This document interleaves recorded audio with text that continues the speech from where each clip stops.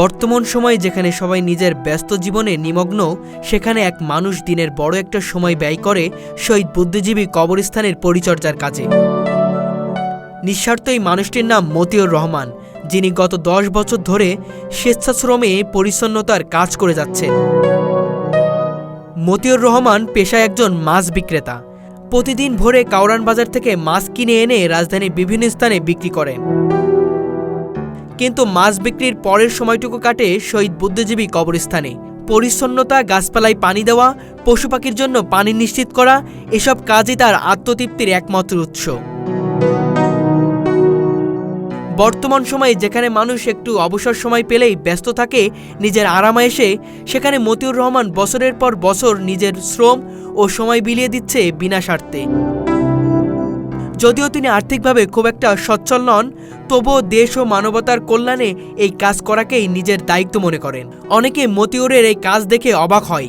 কেউ টাকা না নিয়ে এত বছর ধরে এমন কাজ করে যাবে, সেটা ভাবাই তাদের কাছে কঠিন হয়ে দাঁড়ায়। মতিউর রহমানের এই কাজ দেখে তারা চায় ওনার মতো আরও মানুষ সমাজে থাকুক। নিঃস্বার্থ ভালোবাসা ও দেশপ্রেম এক উজ্জ্বল উদাহরণ মতিউর রহমান।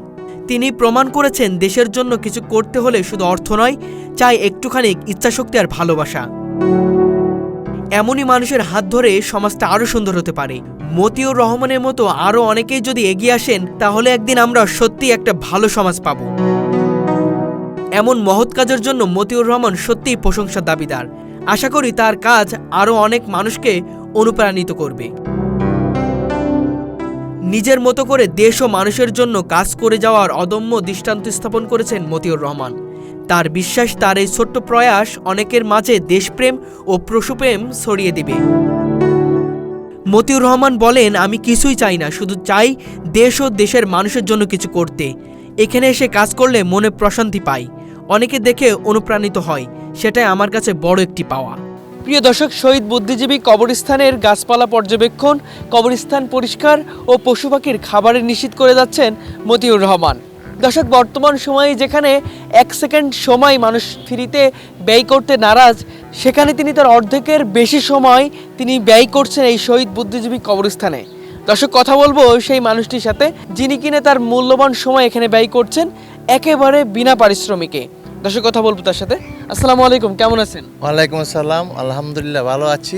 যেটা জানার জন্য আপনার কাছে আসা, আমরা দেখতে পাচ্ছি শহীদ বুদ্ধিজীবী কবরস্থান সে সকাল থেকে পরিশ্রম করছেন, পশু পাখির খাবার নিশ্চিত করছেন, কবরস্থান পরিষ্কার করছেন, গাছপালা পর্যবেক্ষণ করছেন। এই যে চিন্তাধারা, কোন চিন্তাধারা থেকে আসলে একটু বলবেন? ধন্যবাদ আপনাকে।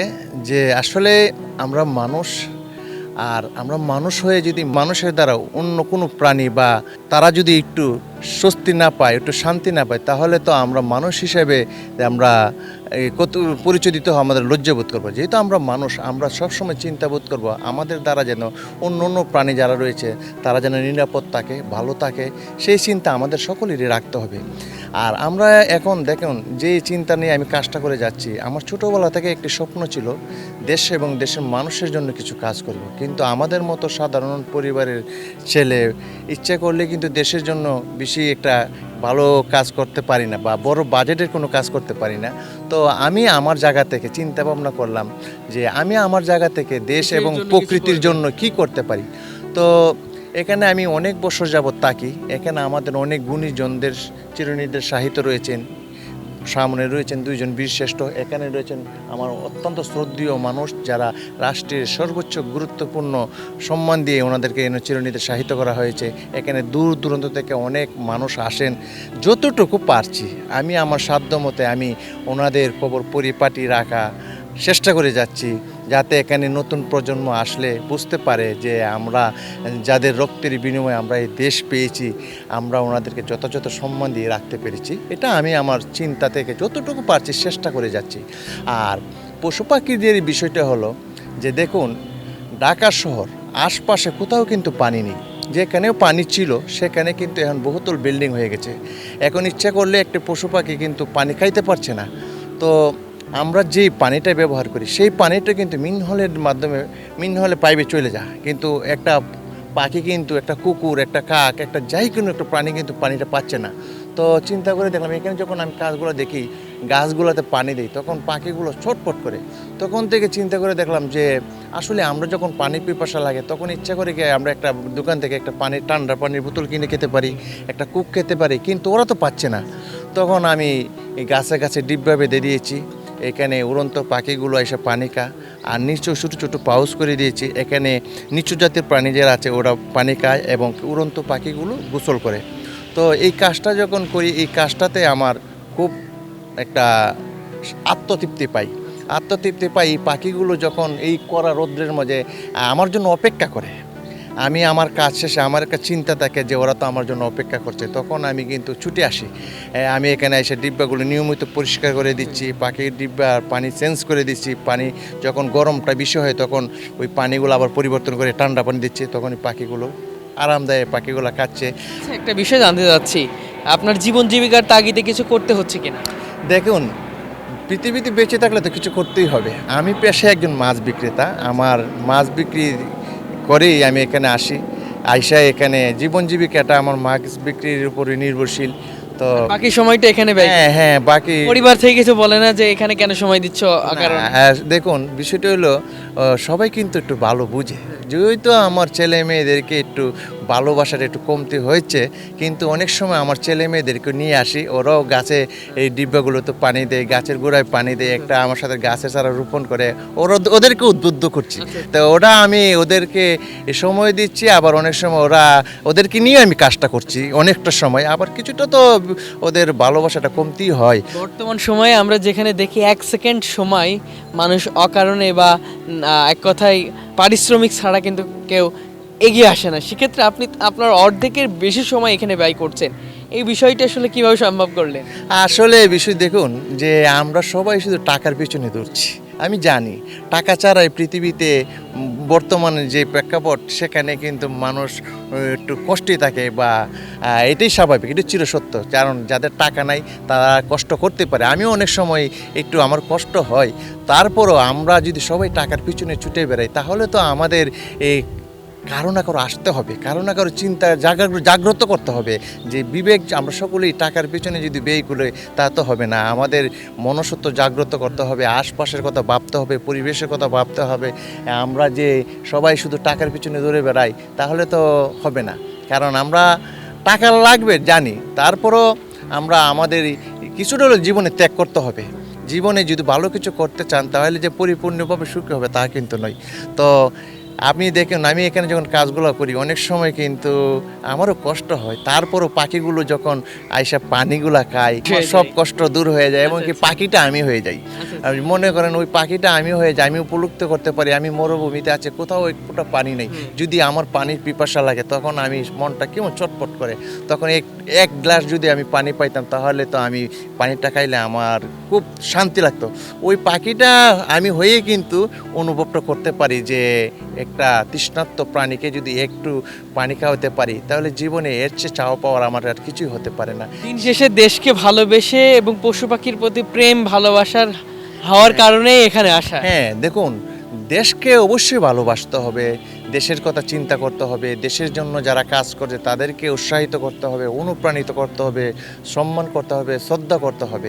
আমার মূলত যেখানে আমি যে কাজগুলো করি, এখানে যে আমাদের গুণীজনরা শুয়ে আছেন ওনাদেরকে আমি শ্রদ্ধা করি, ভালোবাসি, সেটা দেখে যেন আমার ছেলে এখানে কিন্তু যখন আসে, কিন্তু যদি কেউ দেখে আমি এখানে লেখা আছে 2 জন বীরশ্রেষ্ঠর কবরের পাশে যে এখানে জুতা খুলে প্রবেশ করুন, যদি কেউ এখানে জুতা খুলে উঠে তখন আমার ছেলে 5 বছরের ছেলে কিন্তু আমাকে বলে আব্বু জুতো নিয়ে উঠছে, ও তো জুতো নিয়ে উঠেই না। এই মেসেজগুলো আমাদের নতুন প্রজন্মের মাঝে জাগ্রত করতে হবে।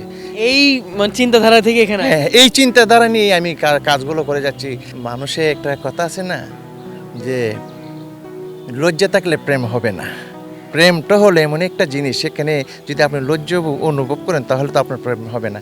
আমি কিন্তু ওনাদের প্রেমে পড়েছি, আমি সেই প্রেমটা সারা বাংলাদেশের মাঝে আমি ছড়িয়ে দিতে চাই, যে যারা দেশটাকে ভালোবেসে তাদের জন্য আমি হাতে ঝাড়ু নিয়ে ওনাদের এই কবর পরিপাটি করে রাখছি।